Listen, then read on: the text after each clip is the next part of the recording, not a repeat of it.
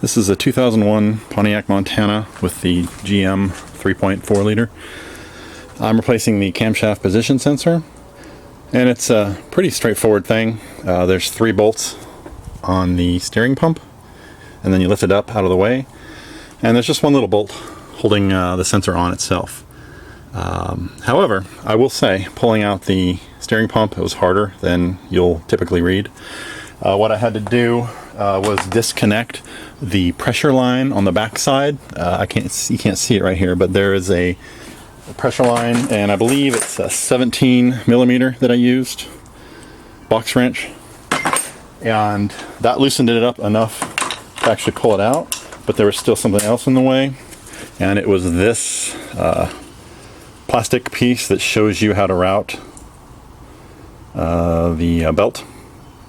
And so I think I may just pull this out and leave it out, but I'm probably going to scan this or print it out or do something and put it, somewhere in the motor to make it available.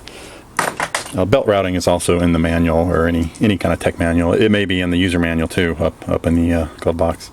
So at any rate, once you can lift this thing straight up, it comes straight up and takes a lot of wiggling, a lot of pressure.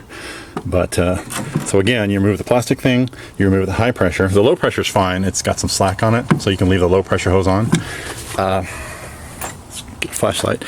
The end result is you have access to that thing down there. I had a hard time actually, after pulling the bolt out, pulling the sensor up. I tried prying. It's just so down in there, it's hard to get a good leverage on it. I ended up breaking the plastic piece that fastens it.